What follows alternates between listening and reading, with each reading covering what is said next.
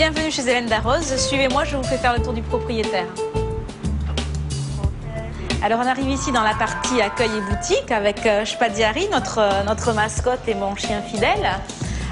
Donc la partie boutique qu'on a essayé de traiter un peu sous forme d'épicerie avec les confitures que fait mon pâtissier, toute la gamme de conserves qui tourne autour du canard gras et bien sûr les armagnacs de mon frère et de mon père. Voilà. On va vers les salles de restaurant maintenant. Shpadiari, tu viens? Alors, là tu m'attends. Tu t'assois là, tu m'attends, je reviens.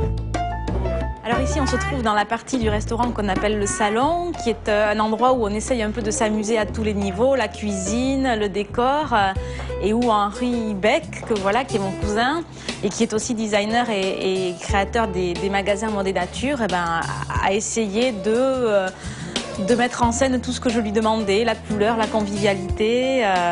Et en haut, on va voir un espace tout aussi confortable, le restaurant gastronomique, le sanctuaire. Henri, c'est toi aussi qui as eu la charge de le décorer. Alors, comme une salle à manger, très chaleureuse, très conviviale, féminine. Voilà, on a ramené quelques meubles et tableaux de la maison mère de Villeneuve. Et ensuite, toi, tu t'es amusé sur les couleurs. Voilà. C'est une grande cuisine, très inspirée. Tu as joué sur des tons aubergine, orange, endive, tomate.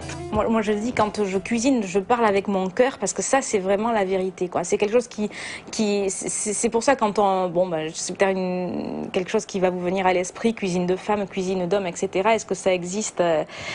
Oui, ça existe parce que la cuisine, c'est quelque chose qui sort de ses tripes, de son cœur, etc. Et moi, je dis, on n'est pas foutu comme l'homme, on n'a pas la même sensibilité, on n'a pas les mêmes émotions, donc automatiquement, dans l'assiette où c'est l'expression des émotions, justement, ça doit être différent. Je vous propose de faire la recette du foie gras grillé aux fruits rôtis avec une réduction de Porto. Pour préparer cette recette pour 4 personnes, il vous faut un lobe de foie gras de 500 g environ, une pomme Royal Gala, une pomme Granny Smith, une poire, 2 figues, une grappe de raisin rouge type muscat. Il vous faut à peu près 50 g de graisse de canard, un quart de litre de Porto, du poivre, du sel et de la fleur de sel. On taille une belle escalope d'un bon centimètre d'épaisseur. Ensuite, les fruits sont taillés en quartiers. Les figues en 2. Et le raisin en petits grappillons.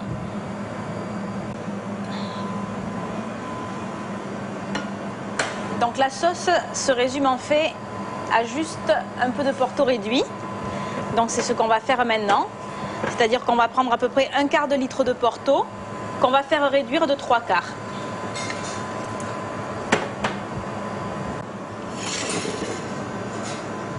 Pendant ce temps, on va mettre le foie gras à griller sur le feu de bois.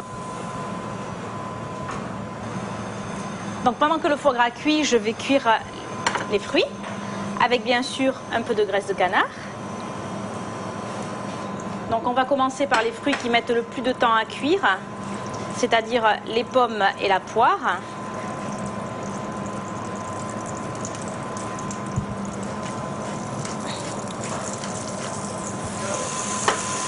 Donc là, les fruits qui mettent le plus de temps à rôtir commencent à être bien fondants. On ajoute alors les figues et les raisins.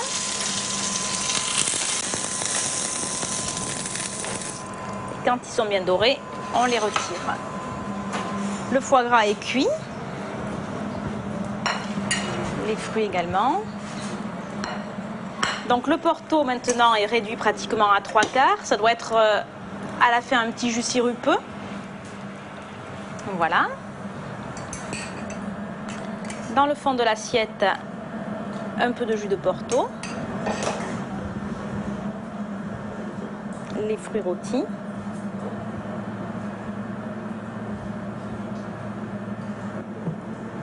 l'escalope de foie gras et un peu de fleur de sel. Voici donc le foie gras de canard grillé au feu de bois, accompagné de fruits de saison rôtis et d'une réduction de Porto. Alors là, Henri, on arrive rue Jacob dans ta... En fait, c'est la première boutique. La première boutique. C'est ça, hein? Le bébé. C'est le bébé. Alors tout de suite, le ton est donné. On est vraiment dans tes couleurs, là, on est dans tous les bruns que tu affectionnes. C'est la nouvelle collection? Oui, une blanche, la collection été. Ah ben là, on a la fameuse table. La table, hauteur 90. D'accord, tiens, je peux te dire, assis-toi. Et en fait, c'est une table que tu as dessinée pour quelle collection, ça? C'était quand? C'était il y a 3 ans. Voilà, d'ailleurs, voilà, tout à fait, la collection de Longue Jardin en bois massif. En fait, tu as repris tes modèles, c'est ça? C'est un peu une reprise d'un fauteuil existant, du fauteuil ça, c'est dans ma la table, collection. Non, celle-là. Voilà, c'est un peu ça, et tout en massif. C'est quoi? Voilà, c'est du frame rectifié. Du frame rectifié. Et le bébé, le prochain bébé, la maquette, voilà, le catalogue qui va sortir également en septembre. C'est ça que tu donneras qu'à tes... Aux clients, voilà, aux magasins, aux revendeurs, aux agents. Voilà d'ailleurs des photos de cuisine. En fait, moi, je suis donc la 4e génération d'une famille de cuisiniers. Hein. Mon papa était cuisinier, mon grand-père et ma grand-mère, mon arrière-grand-père. Donc, en fait, moi, je suis née dans une casserole. Hein, je suis née dans une cuisine, dans un restaurant, et j'ai été élevée là-dedans. Alors, ça marche. Table 12, 2 couleurs avec 2 cartes, 2 outils. Alors, moi, quand je fais un plat, j'ai une démarche qui est vraiment très égoïste, quoi. Parce qu'en fait, moi, je cuisine toujours ce que j'aimerais manger, ce qui me fait plaisir, parce qu'il n'y a que ça qui est vrai. Moi, je dis, si ça marche, ma façon de faire, et si mon restaurant marche, c'est parce que on y trouve la vérité, quoi. Je mens pas, je raconte pas d'histoire dans une assiette, et ça, c'est pas du tout, quoi. Je sais ce que j'aimerais manger, c'est comme ça que j'aime vivre, c'est cette façon-là de donner qui m'est propre, quoi. Oui, alors dans une 30, c'est bon. J'ai hérité de toute cette culture de la cuisine que m'ont transmis ces 3 générations avant moi, c'est-à-dire quelque chose qui repose sur le respect du produit, de la matière première. C'est cette culture où le cuisinier s'efface un peu derrière son produit et son plat, quoi. Hein. Alors je vous propose de préparer l'escautoun landais, qui est en fait un vieux plat landais à base de farine de maïs et qui autrefois remplaçait le pain en accompagnement de quelques sauces. Alors pour cela, il vous faut de la farine de maïs, du fond blanc, du mascarpone, du brebis basque, en accompagnement quelques champignons des bois, de la graisse de canard, du jus de volaille, sel, poivre et quelques pluches de persil. Alors nous allons commencer par préparer l'escautoun lui-même en mélangeant le bouillon de volaille avec la farine de maïs. Donc on mélange ceci hors du feu. Hein.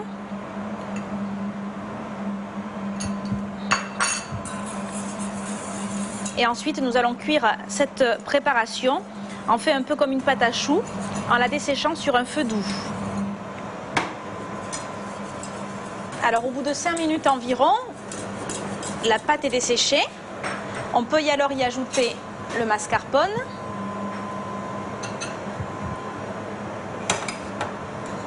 Juste je rajoute un peu de fond blanc pour ajuster la liaison.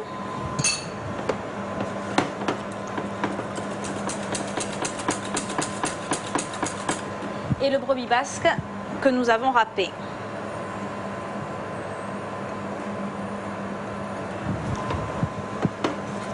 Alors normalement, l'escautoun est quelque chose qui se mange très solide dans la tradition landaise. Et moi, j'ai choisi de l'alléger avec beaucoup de mascarpone pour en faire un peu comme une purée liquide. Et j'y ajoute également le brebis basque pour lui donner un peu de goût. Voilà, maintenant que l'escautoun est prêt, je vais poêler mes girolles. Alors toujours à la graisse de canard, hein. Dans l'élan de la matière grasse utilisée, la graisse de canard, que je fais à peine fondre. Quand elle est bien chaude, j'ajoute mes girolles. Alors au bout de 3-4 minutes, nos girolles sont cuites. On y ajoute du sel et du poivre.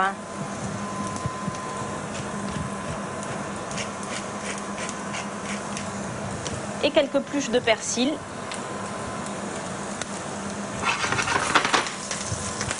On va juste redonner un petit coup de chaud à notre escautoun.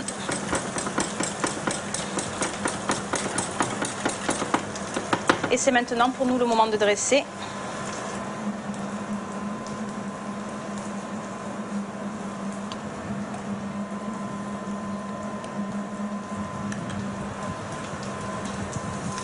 Alors en fait, l'escautoun peut être accompagné, ici on a des girolles, mais ça peut être toutes sortes de champignons, des cèpes, des mousserons, des pleurotes, ça peut être de la truffe fraîche en hiver.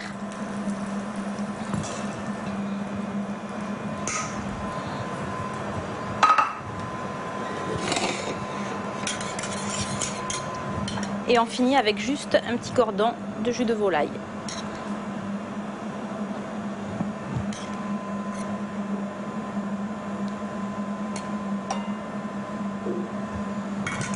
Alors voici donc l'escautoun landais lié au brebis basque fermier, accompagné de quelques girolles et d'un jus de volaille.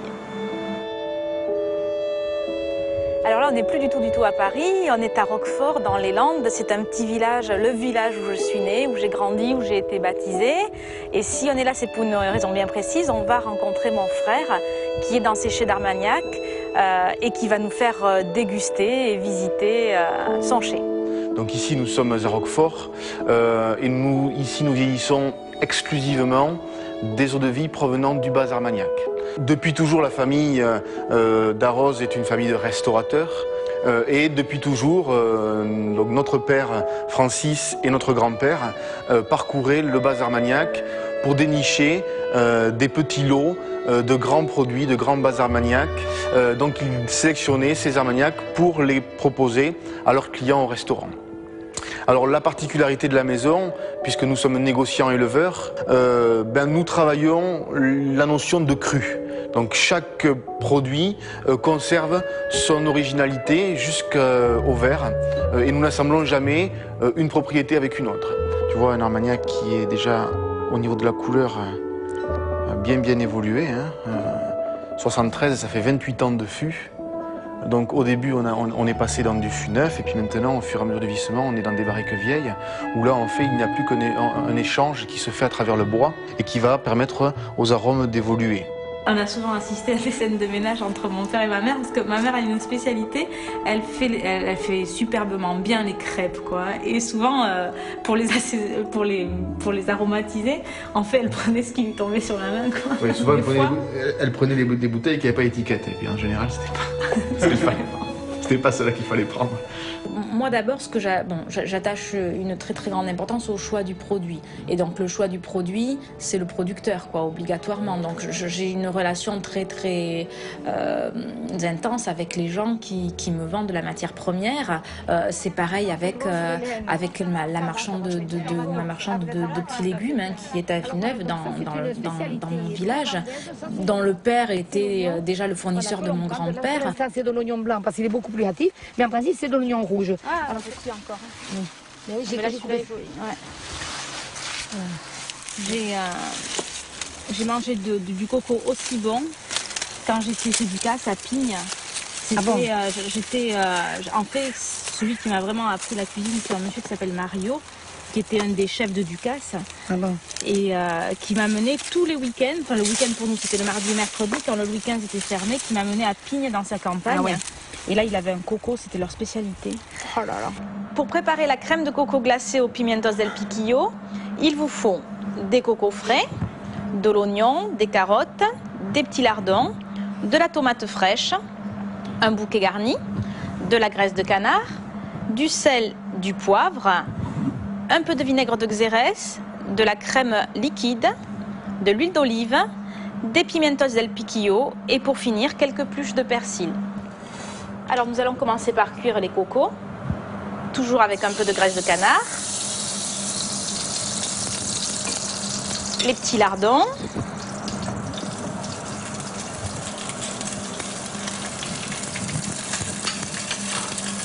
l'oignon, les carottes et l'ail, que l'on va faire fondre sans coloration tout doucement. Alors une fois que la garniture est revenue, on ajoute nos haricots coco que l'on va doucement enrober dans la graisse.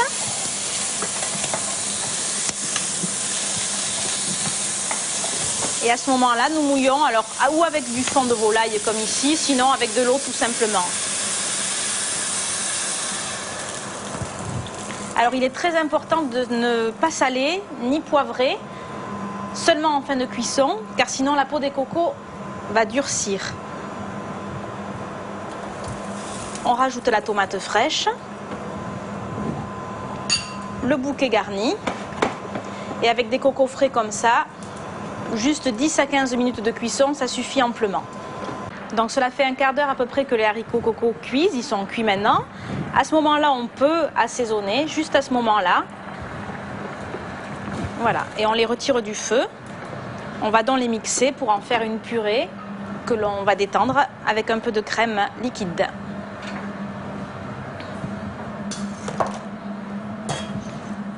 On va juste en garder quelques-uns pour faire la petite brandade aux pimientos del piquillo.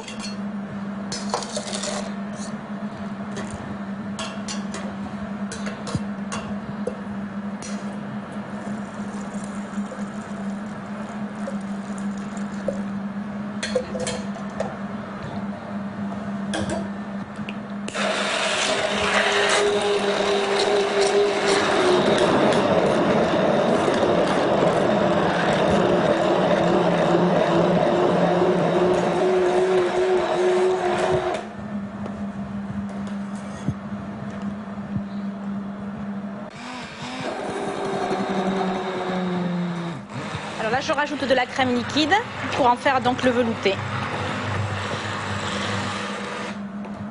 Donc on va préparer la garniture qui va avec la crème glacée de coco. On a gardé quelques haricots tièdes qu'on va juste écraser simplement avec la fourchette comme ça. Donc une fois qu'ils sont écrasés grossièrement, on y ajoute les piquillos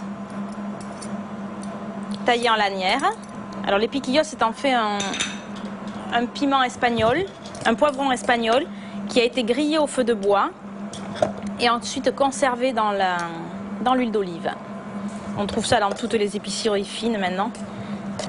Un peu d'huile d'olive.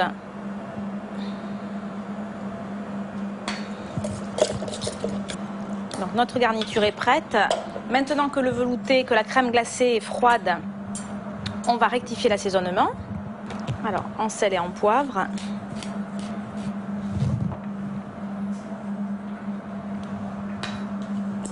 Avec une pointe de vinaigre de Xérès.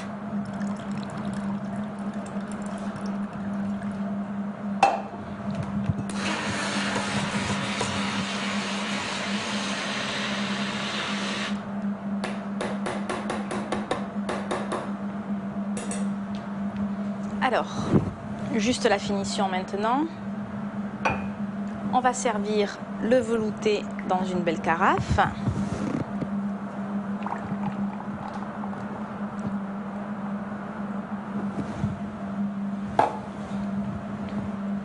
La garniture, on la dépose dans le fond de l'assiette.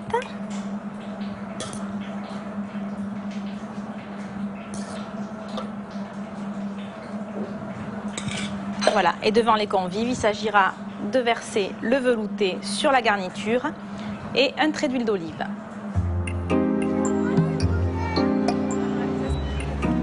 Bon, moi, ce que je retrouve ici chaque fois que je viens, c'est en fait la simplicité, quoi. Hein. Et ça, moi, j'adore tout ce qui est simple et pas compliqué. Donc voilà, c'est une vie simple, c'est des gens simples, c'est des traditions qui sont simples, qui reposent sur des choses qui sont la vérité, quoi. Bonjour. Bonjour Rose. Ça va Hélène? Ça va et vous? On est avec la famille? Oui, Adrien et Flore, Lucas et Véro, mon ami. Bonjour. Bonjour. Alors on est ici dans la charcuterie de Saint-Jean-de-Luz de Pierre Oteiza. Pierre Oteiza est mon charcutier pour tout ce qui est jambon de porc basque. Et Rose, son assistante, va nous faire goûter, je pense, parce que chaque fois, et nous expliquer un peu l'histoire du porc basque. Donc si, hein, c'est une race qui se perdait, c'est ça? C'était une race en voie de disparition. Il restait que 25 truies et 10 verras. Ah oui, d'accord. On a relancé ça avec l'aide de l'UTP. Aujourd'hui, la race est sauvée et c'est un cochon qui est élevé en montagne. Il se nourrit à base de glands, châtaignes, un complément de céréales bien sûr hors saison. Ouais. Il passe 8 à 10 mois en montagne, 4 mois de sevrage et après il passe toute sa vie en montagne. On peut faire du gastro autour d'un pique-nique, ça c'est sûr. On peut faire un gastro autour des tapas comme je fais en bas. Ça c'est sûr qu'on peut. On a plein. On peut sortir des sentiers battus et arrêter un peu de faire du gastro dans le contexte luxueux, etc. Ça c'est sûr, quoi. Et ce serait même, à mon avis, quelque chose à mettre en avant, quoi. Et je crois que le guide Michelin, d'ailleurs, enfin, je sais que le discours de Monsieur Negelin était justement de simplifier les choses. Et lui, il dit qu'il pourrait très bien mettre un 3 étoiles, même si c'est pas un établissement luxueux avec tout le service, etc. Et ça, ce serait vraiment bien, parce que déjà, ça donnerait beaucoup des chances à des cuisiniers qui n'ont pas forcément les moyens d'investir. Un fameux pique-nique. Je vous propose de préparer des pêches rôties aux fruits secs. Pour cela, il vous faut des pêches, des fruits secs, noisettes, noix, pistaches, pignons, amandes, du sucre, de la poudre d'amande, du beurre et pour accompagner des allumettes glacées. Alors nous allons commencer par faire la farce des pêches en mélangeant le sucre, le beurre pommade,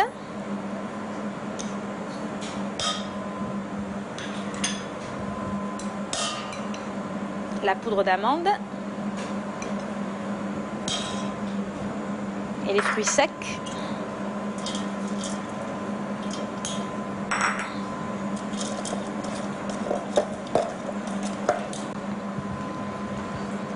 On va évider les pêches. On sort le chapeau.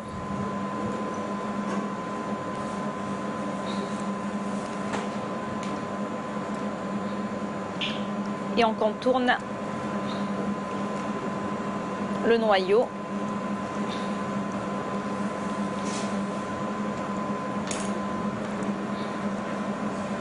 Ensuite, on farcit les pêches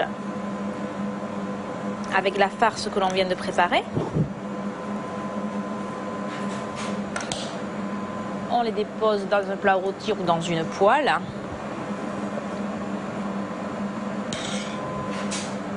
Et on referme avec le chapeau. À ce moment-là, on ajoute un peu de matière grasse et on enfourne pour une vingtaine de minutes sans cesser d'arroser pendant tout le temps de la cuisson.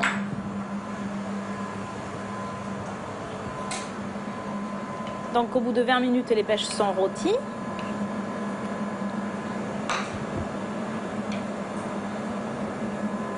Un peu de jus de cuisson tout autour de l'assiette.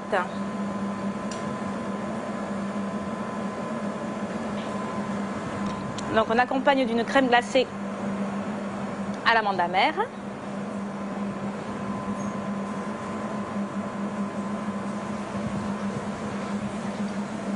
Et des allumettes glacées. Donc on a le contraste du chaud et du froid. Et voici donc la pêche rôtie aux fruits secs, accompagnée d'une crème glacée à l'amande amère et d'allumettes glacées. Alors là, on est à Bayonne, la capitale du Pays Basque, pour un week-end très particulier, puisque ce sont les fêtes de Bayonne. Et on est invité à une soirée très particulière par le club des Potiorac. Véro, raconte un peu, parce que c'est toi qui as eu les invitations. Alors, il faut que vous sachiez, le club des Potiorac est le club le privé le plus vieux de la ville de Bayonne, le plus ancien, créé au départ par une bande de copains bien sympas.